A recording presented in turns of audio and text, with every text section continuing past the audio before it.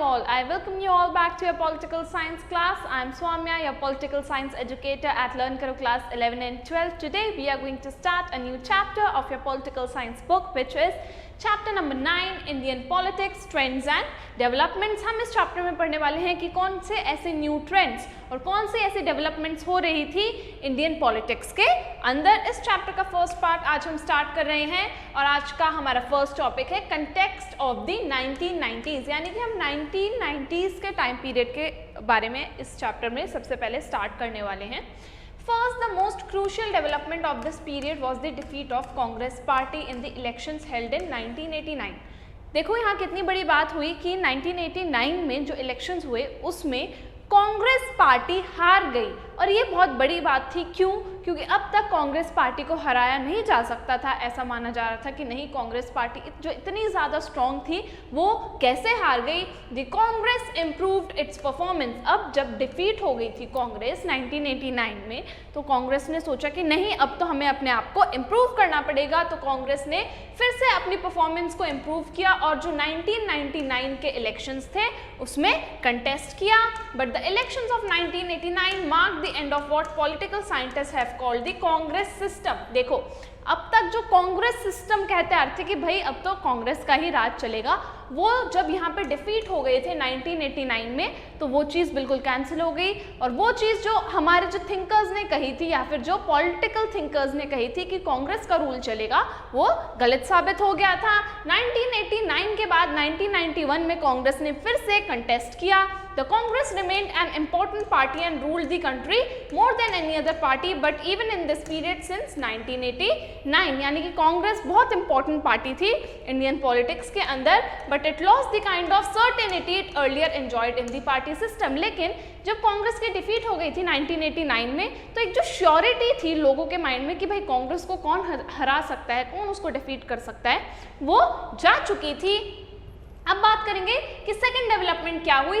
First development हमने पढ़ लिया कि कांग्रेस पार्टी डिफीट हो गई थी। सेकंड डेवलपमेंट देखते हैं। Second development was the rise of Mandal issue. Mandal issue सामने आया। अभी मंडल इशू क्या था पढ़ते हैं। In national politics, this followed the decision by the new National Front government in 1990 to implement the recommendation of Mandal Commission। अब मंडल commission जो था उसने ये एक कमीशन जो फॉर्म हुआ था ये हुआ था रिकमेंडेशंस देने के लिए। तो क्या रिकमेंडेशन दी इसने? That jobs in central government should be reserve for OBCs. इन्होंने कहा कि सेंट्रल गवर्नमेंट में ओबीसीज के लिए भी जॉब्स में रिजर्वेशन होनी चाहिए।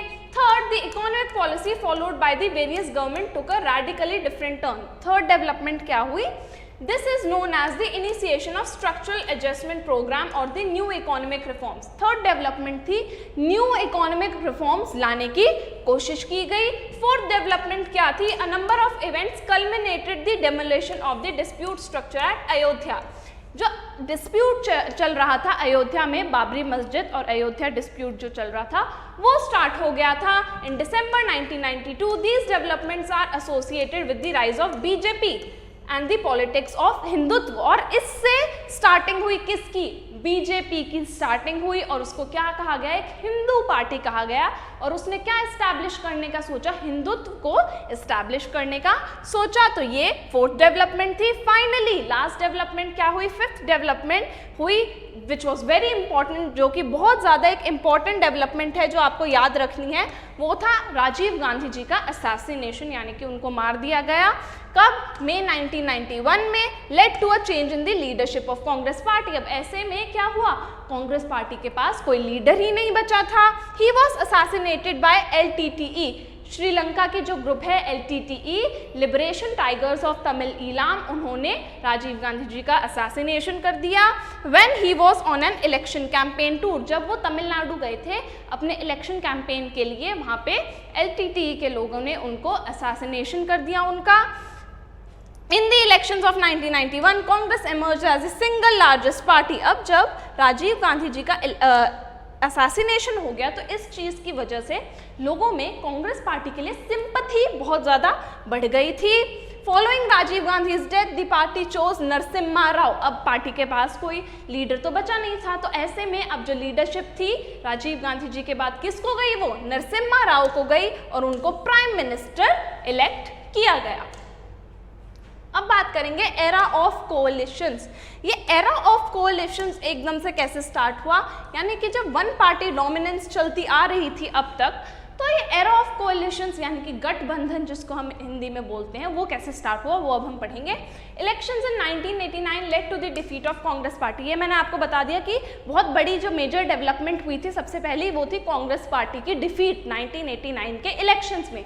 अब आप पूछोगे कि मैम कांग्रेस तो डिफीट हो गई, तो जीता कौन? ठीक है, तो वो अब हम देखेंगे कि कांग्रेस तो डिफीट हो गई थी, लेकिन कोई और पार्टी को मेजॉरिटी नहीं मिली थी, जिसकी वजह से कोalition बनानी पड़ी।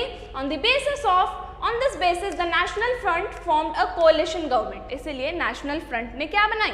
कोalition गवर्नमेंट बनाई। But the BJP and the left front did not join this government. लेकिन इस गवर्नमेंट में बीजेपी और लेफ्ट विंग शामिल नहीं था।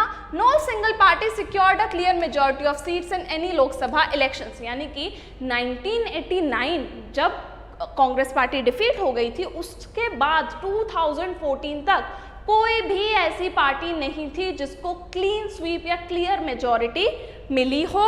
The national front which itself was an alliance of Janata Dal and the other regional parties. अब जो ये नेशनल फ्रंट था, इसमें जनता दल और बहुत सारी रीजनल पार्टीज शामिल थी। Received support from two diametrically opposite political groups, the BJP and the left front. अब क्या हुआ, नेशनल फ्रंट को, ये जो अलायंस था, उसको बैक किसने किया?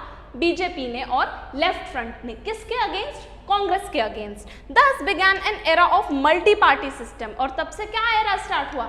Multi party, multiple party system start हो गया था। To be sure a large number of political parties always contested elections in a country. यानी कि अब क्या स्टार्ट हो गया था कि बहुत सारी पॉलिटिकल पार्टीज इलेक्शंस के लिए कंटेस्ट करती थी और एक दूसरे को हराने की कोशिश करती थी। अब बात करेंगे अलायंस पॉलिटिक्स। अलायंस कैसे, वही कोalition या अलायंसेस कैसे बनने स्टार्ट हुए, अलायंस पॉलिटिक्स कैसे स्टार्ट हुई, उसकी अब हम बात करने वाले हैं।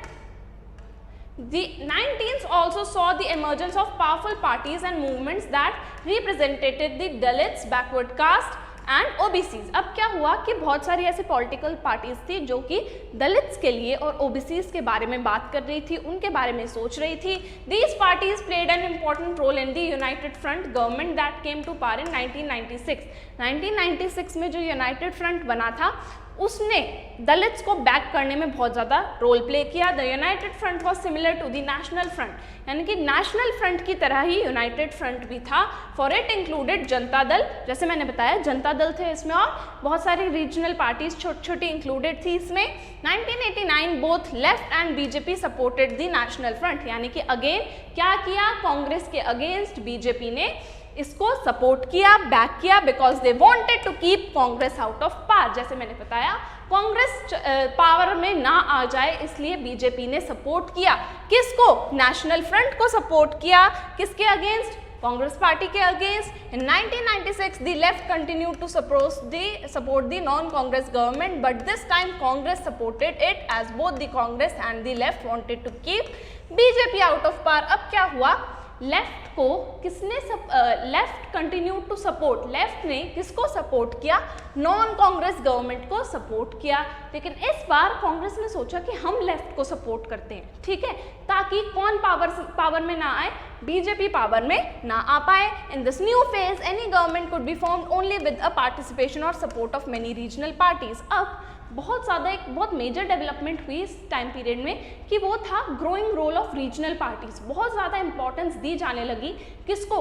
रीजनल पार्टीज को। क्यों? क्योंकि उस पर्टिकुलर रीजन में जहाँ की वो पार्टी होती थी वहाँ पे उसकी डोमिनेंस होती थी, तो वहाँ के वोट्स ग्रैब करने में रीजनल पार्टीज हेल्प करती थी।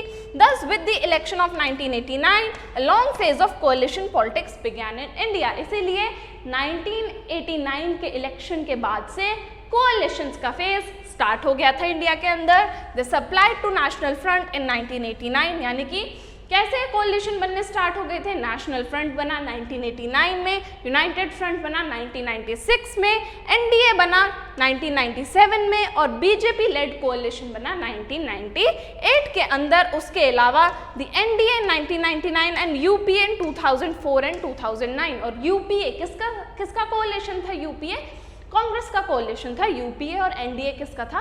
बीजेपी का था। ये बात आपको याद रखनी है।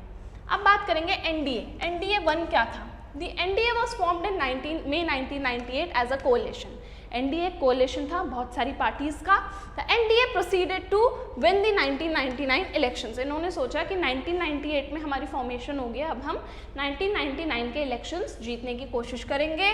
After the entry of few more regional parties, बहुत सारी रीजनल पार्टीज एनडीए में जुड़ गई और एनडीए ने सोचा कि अब हम प्रोग्रेस करने के लिए तैयार हैं।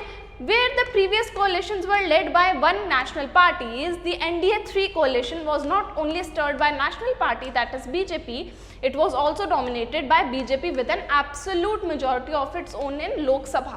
यानी कि बीजेपी को बिना एनडीए की हेल्प के खुद ही क्लियर मेजॉरिटी मिल गई थी। कहाँ पे? लोकसभा के अंदर। The NDA 3 government started several socio economic welfare schemes. Power में आने के बाद ये लोग बहुत सारे वेलफेयर स्कीम्स लेके आए ताकि डेवलपमेंट लाई जा सके। जैसे कि कौन कौन सी स्कीम थी इन लोगों की? प्रधानमंत्री उज्ज्वला योजना जो कि इलेक्ट्रिसिटी के लिए थी, स्वच्छ भारत अभियान जो कि क्लेनलीनेस के लिए था, जन धन योजना, दीनदयाल उपाध्याय ग्राम ज्योति योजना, किसान फसल बीमा योजना, बेटी पढ़ाओ देश पढ़ाओ, आयुष्मान भारत योजना, इस टाइप की कुछ स्कीम्स लेके आए। इनके लीडर कौन थे? हम सबको पता है, नरेंद्र मोदी इनके लीडर थे जिन्होंने प्राइम मिनिस्टरशिप ली इंडिया की। कब? 26 मई 2014 में। 2000 जनरल इलेक्शन में द अलायंस फर्दर इंक्रीज्ड। ये जो एनडीए अलायंस था इसमें और मेंबर्स ऐड हो गए। कब? जब 2019 के जनरल इलेक्शंस हुए और टोटल सीट्स कितनी मिली इनको? 353 सीट्स इन्होंने जीती। इन 2019 Lok Sabha elections the 17th since the 17th independence once again brought back BJP led NDA और 2019 में क्या हुआ? वापस से NDA की गवर्नमेंट आई जिसमें इन्होंने 543 में से टोटल 350 सीट्स सिक्योर करी थी। अब बात करेंगे नेक्स्ट अलायंस यूपीए का, जो कि कांग्रेस का अलायंस था। यूपीए की फुल फॉर्म है United progressive alliance, coalition of predominantly center left political parties in India formed after 2004। 2004 के जनरल इलेक्शंस के बाद कांग्रेस पार्टी का लीड किया हुआ ये अलायंस था UPA, United progressive alliance. The largest member party of UPA is the INC, यानी कि सबसे जो मेजर पार्टी है वो कौन सी है यूपीए की? आईएनसी, इंडियन नेशनल कांग्रेस है। हुज प्रेसिडेंट कौन है? इसकी प्रेसिडेंट सोनिया गांधी है। चेयरपर्सन भी है वो यूपीए की। The NDA was defeated and a new कोalition government was form led by Congress. UPA जब फॉर्म हुआ तो उन्होंने एनडीए को हरा दिया था और उस टाइम पे एक नया कोalition जीत गया था जो कि यूपीए था। It formed a government with support from some other left aligned parties in 2004 में इन्होंने अपनी गवर्नमेंट बनाई। After no single party could get the majority of its own, क्योंकि किसी भी एक सिंगल पार्टी को उस टाइम पे मेजॉरिटी नहीं मिली थी, इसीलिए अगेन कोalition गवर्नमेंट बनानी पड़ी। The UPA did not enjoy a simple majority on its own in the parliament, rather it has relied on external support। UPA को खुद से मेजॉरिटी नहीं मिल पाई जिसकी वजह से उसको एक्सटर्नल सपोर्ट लेना पड़ा। किससे? बाकी रीजनल पार्टी से। to the formula adopted by the previous minority governments of United Front, the NDA, यानी कि वही फॉर्मूला इनको भी अडॉप्ट करना पड़ा जो कि एनडीए ने किया था, यानी कि सेम फॉर्मूला यूपीए ने भी अपनाया रीजनल पार्टीज की हेल्प लेने का जो कि एनडीए ने अपनाया था। इससे हमें क्या पता लगता है? इससे हमें पता लगता है कि रीजनल पार्टीज कितनी ज़्यादा इम्पॉर्टेंट होती है पॉलिटिक्स को इन्फ्लुएंस करने में, यानी कि नेशनल पार्टीज कुछ भी नहीं है बिना रीजनल पार्टीज के सपोर्ट के। And this we come to an end of our today's session. I hope आपने हमारा आज का सेशन एंजॉय किया होगा। लर्न करोगे प्रीमियम सब्सक्रिप्शन में आपको मिलती हैं live classes from any time anywhere. आप कहीं से भी हमारे लाइव क्लासेस एंजॉय कर सकते हैं। उसके साथ साथ आपको सारा स्टडी मटेरियल पीडीएफ के फॉर्मेट में अवेलेबल करवा दिया जाएगा, तो आपको नोट्स की टेंशन लेने की बिल्कुल भी ज़रूरत नहीं है। उसके साथ साथ अगर आपको अकेले पढ़ने में बोरिंग या मोनोटोनस फील होता है then don't you worry, because हमारे यहाँ हम आपको एक पीयर ग्रुप में एनरोल कर देंगे जहाँ पर आप अपने दोस्तों के साथ बैठकर आराम से पढ़ाई कर सकते हैं। हमारा जो ऑफिशियल ऐप है लर्न करो द लाइव लर्निंग ऐप, उसको डाउनलोड कीजिए, हमें टेलीग्राम पर भी ज्वाइन कीजिए, दोनों के लिंक डिस्क्रिप्शन बॉक्स में गिवन है। इसके साथ इस चैप्टर का पार्ट 1 हमारा यहीं पे एंड होता है। इसके नेक्स्ट पार्ट में हम पढ़ने वाले हैं political rise of the other backward classes की ओबीसीज कैसे राइज हुए। And now I shall see you in the next class. Till then take care, bye bye.